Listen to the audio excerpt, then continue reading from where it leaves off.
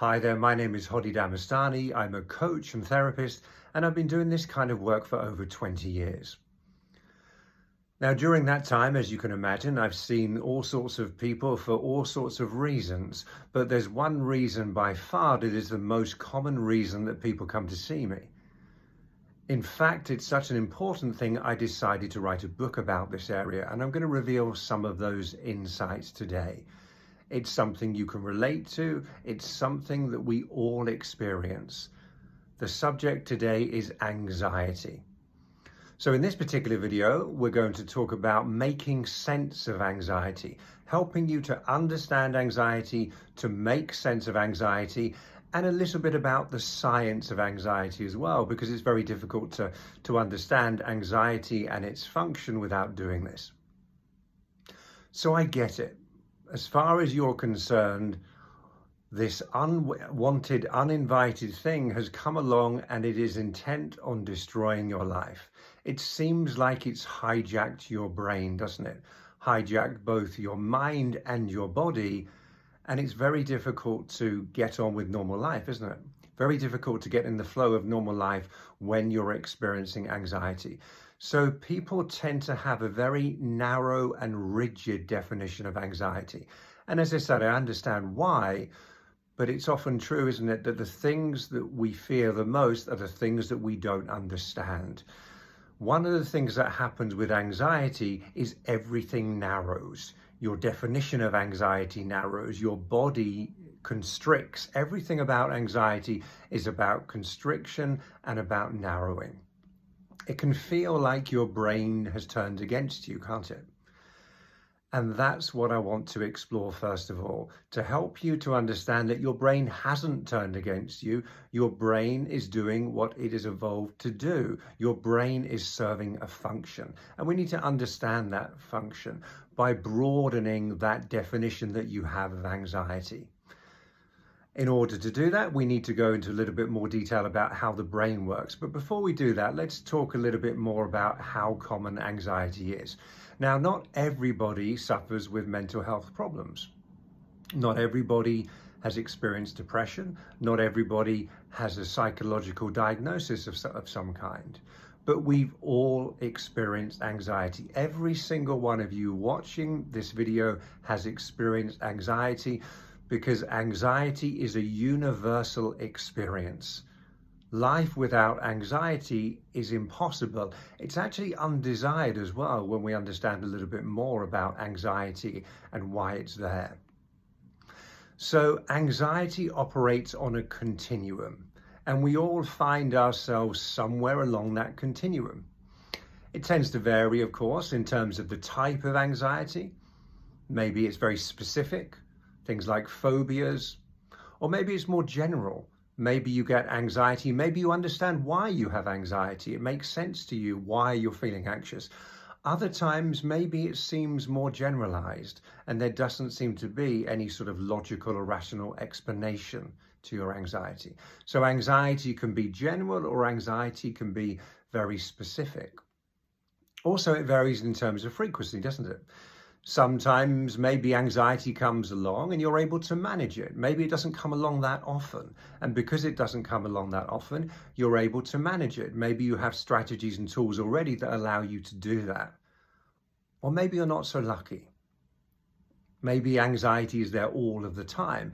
And a lot of people live their lives with this hum of anxiety beneath the surface. And then intensity, of course, is the other way it varies as well, isn't it? How intense is your anxiety when it comes along? Is it completely debilitating, as in the case with panic attacks? Or is it that your mind is so full of negative thoughts that you find it very difficult to focus on anything else? Or are you able to manage it? Do you find it's not that intense? Maybe if you distract yourself, maybe if you keep yourself busy, you find that you're able to not let it interrupt your plans and the flow of your life too much. But eradicating anxiety entirely is impossible to do. So that's what anxiety is, this continuum. We all find ourselves somewhere along this continuum. But anxiety does serve a very important function as well. It actually serves a protective function. Now, some of you may have heard this already, but we're going to go into this in more detail. And if you can understand that anxiety is serving a function, maybe it can help you to have not such a narrow, restricted definition of anxiety. Okay, so let's talk a little bit about the brain. We need to understand the brain in order to understand anxiety. Now, there's no need to get too technical with this, so the best way to describe it is that we have two brains. We have a thinking brain, and then we have an emotional survival brain. Let's explore them. So the thinking brain is the brain in your head, if you like. The thinking brain is the world of beliefs, thoughts, interpretations, and perceptions. Your thinking brain is a storyteller. It's a meaning-making machine. As soon as we have an experience, our thinking brain jumps in and makes meaning of that experience. Now, sometimes the meaning it makes can be logical, rational, and helpful. Other times, though, it can be completely opposite, can't it? And that's what happens when you experience anxiety. The thinking brain is biased towards threat, and you tend to get stuck into a negative way of thinking. And as we all do to some degree, we try and think ourselves out of anxiety. But anxiety is not something that just happens in the mind. In fact, anxiety very much involves the body, and anxiety is primarily a physiological response, which we'll discover as well. So trying to think yourself out of anxiety, either by trying to think positively or trying to come up with a practical solution, which men in particular tend to do much more in this practical mode of trying to solve an internal problem, with an external solution. Anxiety is what's happening inside of you in response to some particular event of some kind. And although you might be able to come up with some practical solution, and of course there's a time when practical solution and taking action is important, you've got to be able to learn to interrupt that anxiety response first of all, so that it doesn't completely overwhelm you. One way of distinguishing anxiety is the difference between what we call cognitive anxiety and somatic anxiety. So cognitive anxiety is the world of the thinking brain. Worries, negative thoughts, concerns, this we term cognitive anxiety. And then you have the bodily symptoms, which you'd experience more with panic attacks, for example. But even if you don't experience panic attacks, you'll probably relate to some of these symptoms as well. So you might get a dry mouth, you might get increased heart rate, breathing dysregulated, breathing deeply, constriction in your body, tension. One thing I know about you, if you're watching this and you have anxiety, is that you have a lot of tension in your body. You may be aware of where you hold that tension in your body, or perhaps you're not aware at all, but you will have tension in your body, and it will hold itself in various parts of your body as well. You can get disruption to your digestion as well, so you might get an upset stomach. That might be another physical symptom that you have. And the physical symptoms can be very debilitating as well, can't they? So that's another distinction. Cognitive anxiety or somatic anxiety. Which one do you suffer with predominantly? Is it more cognitive anxiety? Thoughts, negative thoughts, worries or concerns? Or is it more the physical symptoms? Or is it a blend of the two? Now, we used to believe that it's a good idea to treat cognitive anxiety and somatic anxiety differently. I'm not so sure about that now. And recent developments in neuroscience as well have pointed us towards the direction of going to the body first. And we're going to come on to that soon as well. So thinking yourself out of anxiety doesn't really work, although you probably know that already. So the world of the thinking brain, thoughts, perceptions, interpretations. Then we have our emotional survival brain. Now we're talking about the limbic system, and we're talking about the brainstem here as well. So this is the world of emotions. Any range of emotions that you feel, from the pleasant ones to the not so pleasant ones that you might experience during anxiety, but also physical sensations as well. When we talk about the survival brain and the brainstem, the language of those parts of the brain is physical sensations, the flows of energy in your body that you might be aware of, the surges of adrenaline, the tension in your body. So this is the world of the survival emotional brain. So your two brains are communicating all the time. Your thinking brain is sending messages down to your body, and your body is sending messages up to your thinking brain as well. Now let's explore what happens when we get stressed. Now our brain operates this internal surveillance camera, if you like. And this is a term that's been coined neuroception. So neuroception is this process that your nervous system is going through all the time, scanning. And your nervous system is interested in survival. Your nervous system includes all the organs in the body and the way that the body communicates with the brain. The nervous system is motivated by survival. And one of the ways it does this is it scans all the time, scanning below the level of your conscious brain. So it's subcortical, as we call it. So you won't be aware that your brain is necessarily doing this. But your brain, your nervous system is scanning all the time, scanning the external environment, scanning other people, and scanning your own internal environment as well, your own thoughts, emotions, and physical sensations. So when it does this, what it's looking for are cues of threat or cues of safety. Now let's explore what happens when it finds these, shall we? So let's say that your nervous system finds more cues of safety than threat. It's wonderful when that happens, isn't it? Now, when your nervous system does this, it takes you into a nervous system state called parasympathetic nervous system. Now, there are two branches of the autonomic nervous system. The autonomic nervous system is the part of our nervous system that takes care of things automatically for us. Many of our bodily functions we don't need to think about, they just happen. The brain is amazing. It does so much without us even knowing, without us even needing to think about it. Heart rate, breathing, digestion. These things all happen without us having to do anything at all. That's the autonomic nervous system. Now, there are two branches to this autonomic nervous system. The first is the parasympathetic, and the other one is sympathetic. So sympathetic and parasympathetic. And they act like a brake and an accelerator. The job of the nervous system is to balance the energies of these two branches. Sometimes we need energy.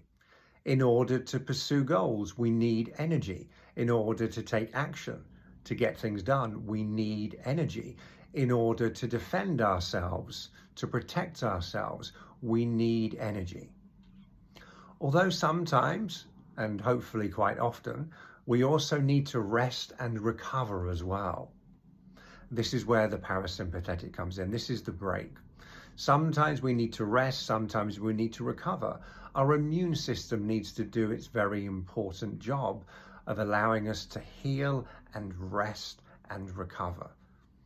So these two branches are both very important.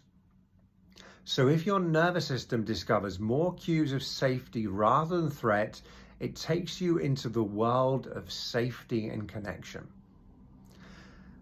Now, the reason I'm using the term world is because which nervous system you are in influences your whole experience of life. The nervous system runs the show.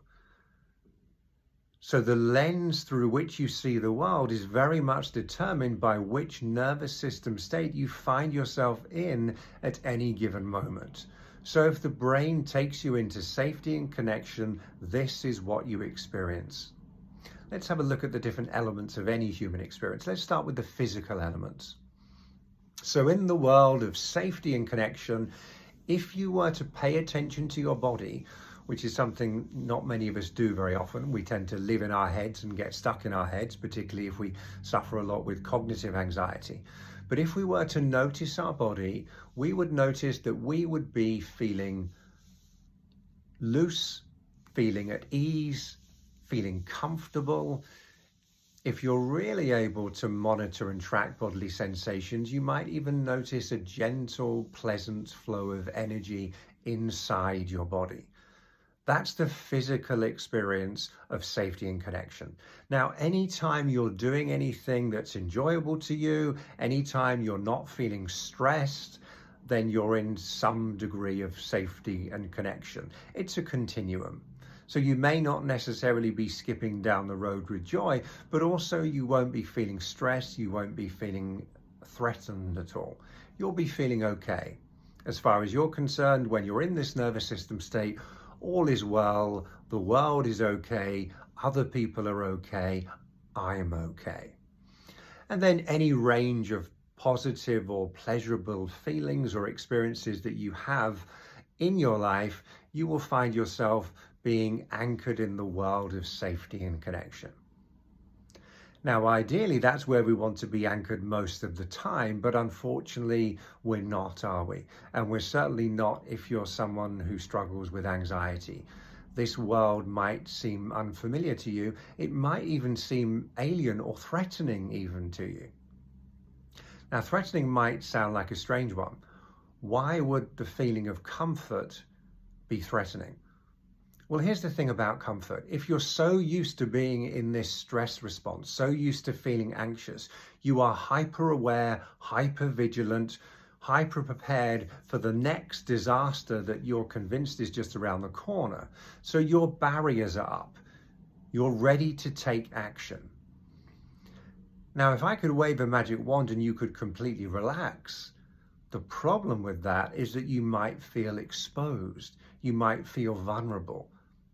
So for many people suffering with anxiety, the first step is to help them to trust safety, to dip them into the world of safety and help them to recognize that disaster doesn't immediately happen when you do allow yourself to drop your guard a little bit, just to create that little shift where you feel a bit more grounded in your body.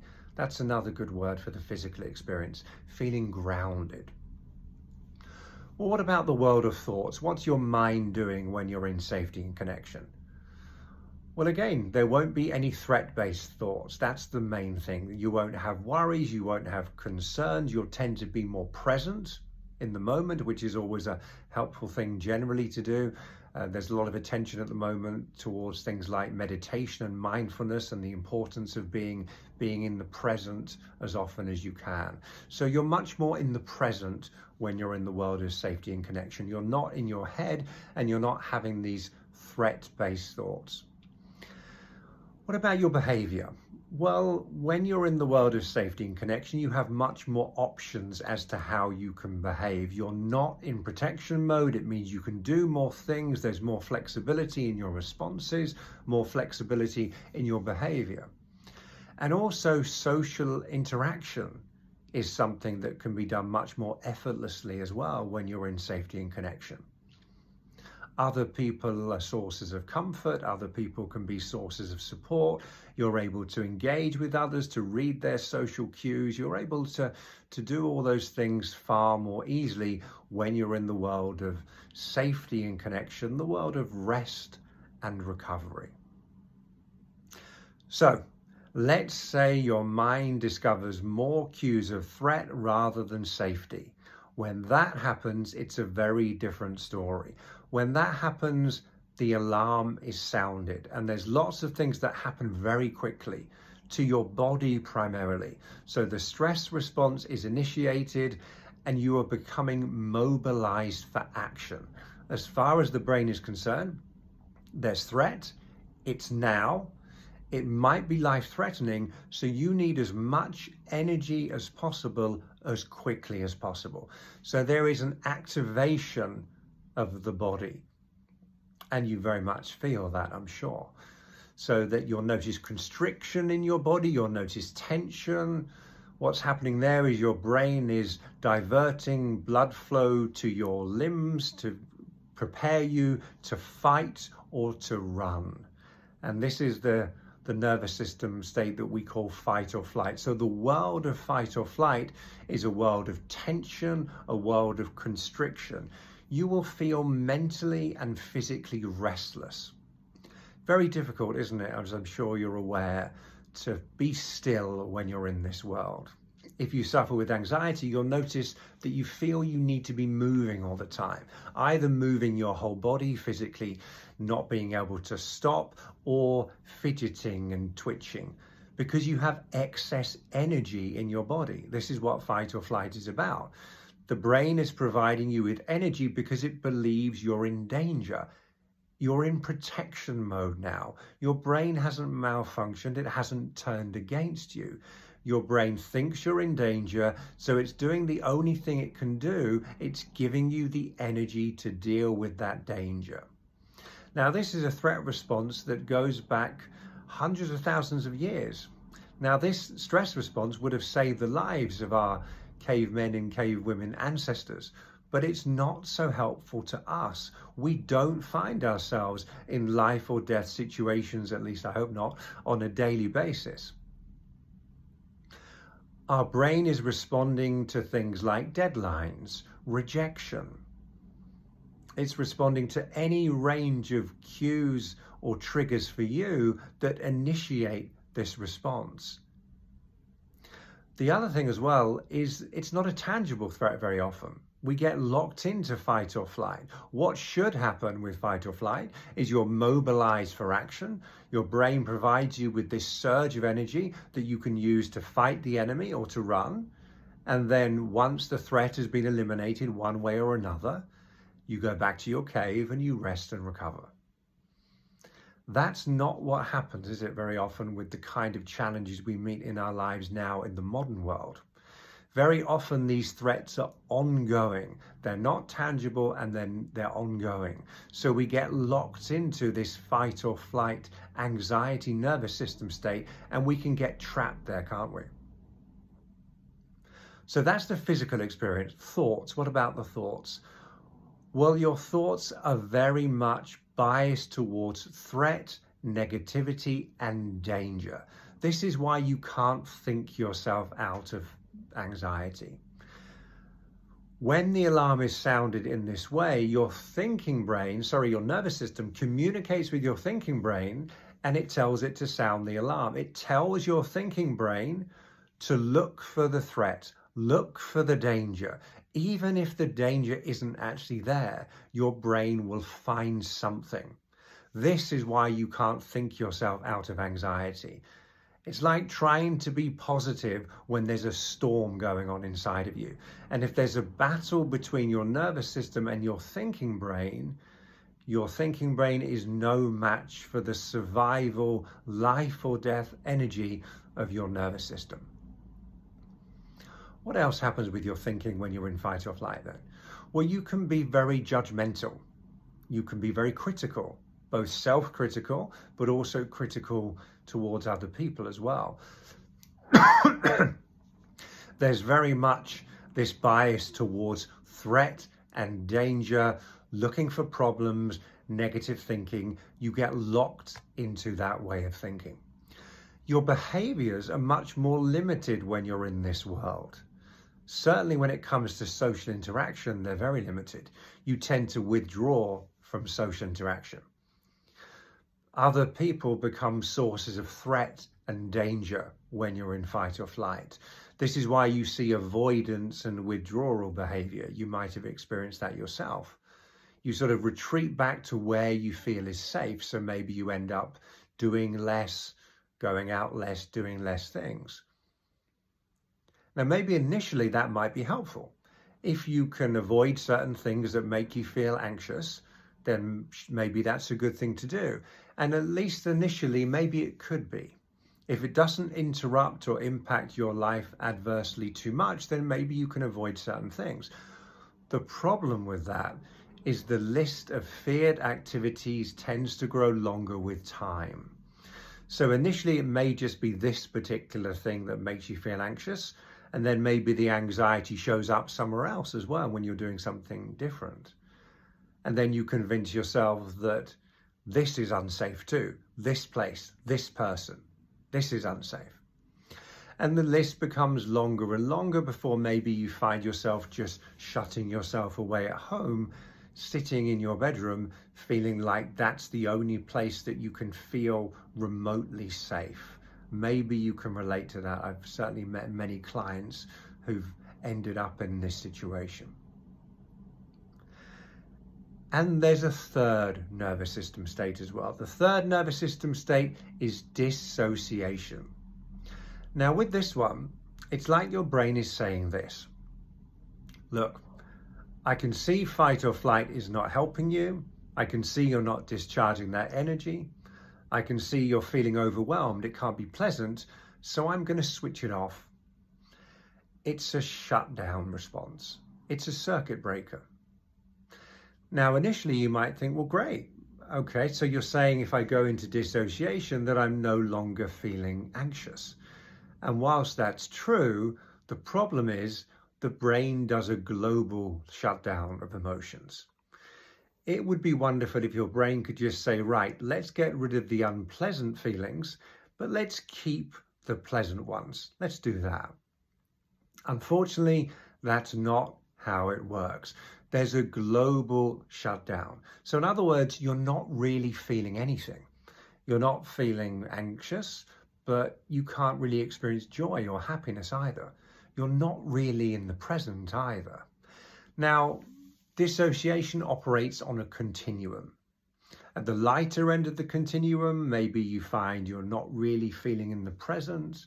You can't really focus. Maybe you feel foggy-headed. You can't concentrate. And then if that progresses because your brain feels you need more protection, then you might find yourself feeling more profoundly disconnected from your own body, disconnected from yourself, disconnected from the world and other people. I saw this quite a lot with COVID.